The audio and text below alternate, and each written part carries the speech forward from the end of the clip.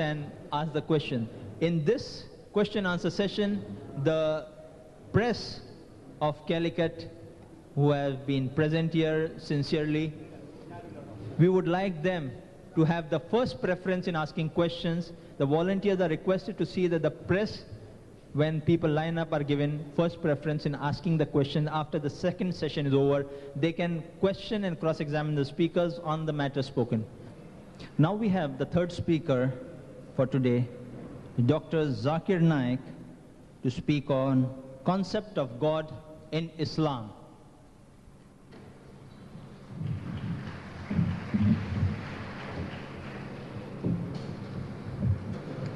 أعوذ بالله من الشيطان الرجيم بسم الله الرحمن الرحيم قل هو الله أحد الله الصمد لم يلد ولم يولد ولم يقل له كفوا أحد بسم الله الرحمن الرحيم رب اشرح لي صدري ويسر لي أمري واحلل عقدة من لساني يفقهوا قولي.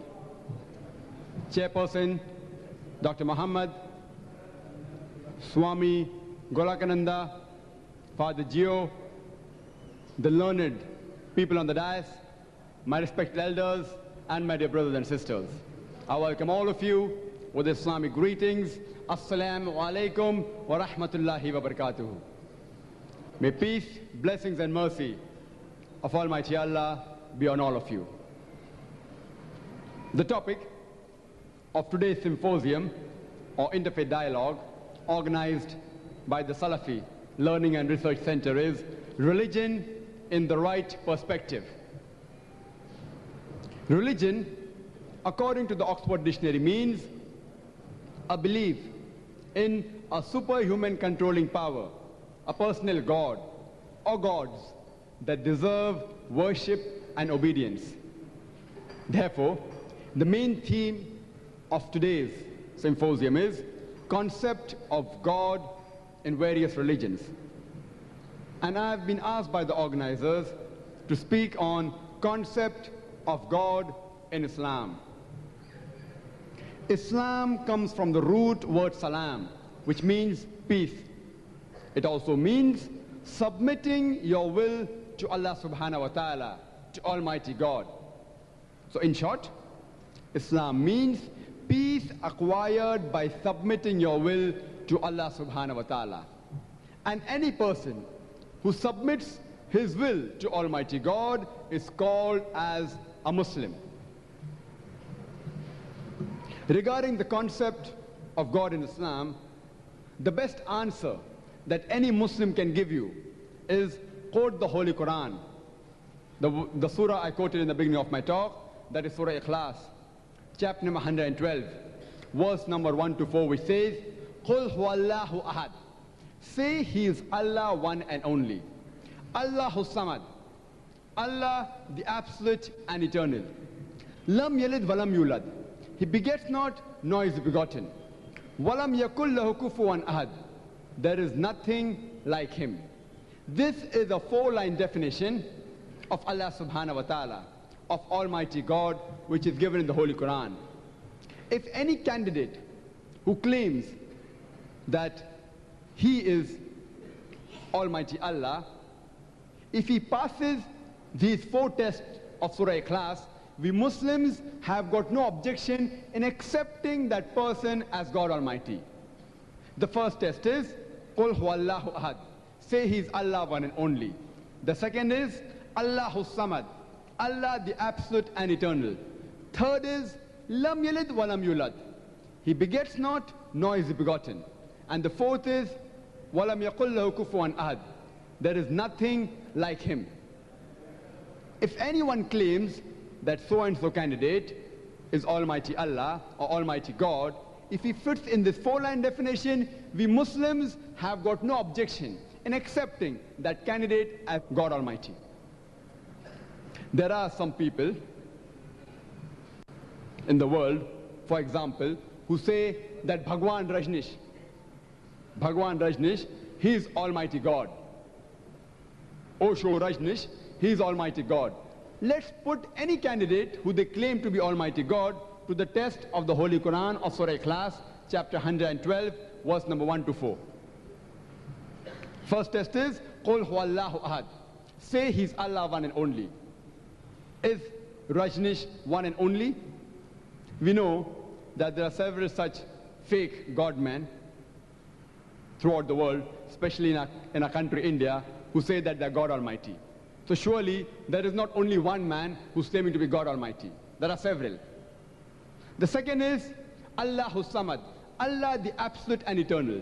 Almighty God, he should be absolute and eternal. Is Rajneesh absolute and eternal? We know when we read his biography that he was suffering from asthma, from diabetes mellitus, from chronic backache. And he claimed that the American government gave him slow poisoning in the jail. Imagine, God Almighty being slow poisoned.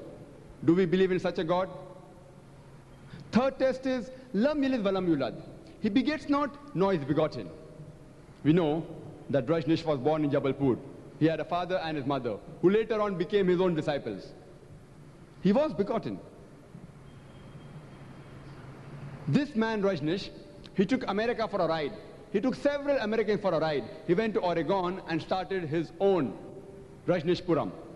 And later on, when he was kicked out from America, he came to Pune and started his own Osho commune. But when you go to Pune, there, when you enter the Rajneesh Osho commune, you'll find a black stone written there that Bhagwan Rajneesh, Osho Rajneesh, never born, never died, but visited the earth from the 11th of December 1931 to the 19th of January 1990. They forgot to mention that he was not given visas to 21 different countries of the world. Imagine God Almighty coming to visit the world and he's not allowed to enter 21 different countries. Do we believe in such a God?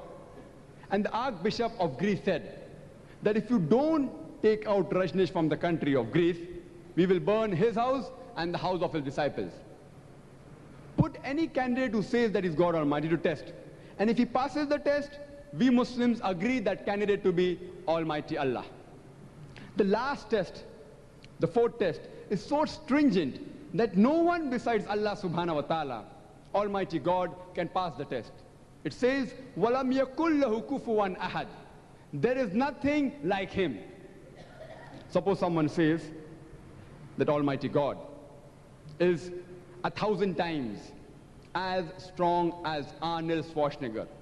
You might have heard the name of Arnold Schwarzenegger, the person who got the title Mr. Universe, the strongest man in the universe, the strongest man in the world. Suppose someone says that Almighty God is 1,000 times as strong as Arnold Schwarzenegger. The moment you can compare Almighty God to anyone, whether it be 1,000 times or whether it be 1,000,000 times, whether it be with Arnold Schwarzenegger or Dara Singh or King Kong, the moment you can compare Allah subhanahu wa ta'ala to anything, he is not Allah subhanahu wa ta'ala. وَلَمْ يَكُلْ لَهُ كُفُوًا أَحَدٍ. There is nothing like him. This is the four-line definition of Allah subhanahu wa ta'ala in a nutshell, which is given in the Holy Quran.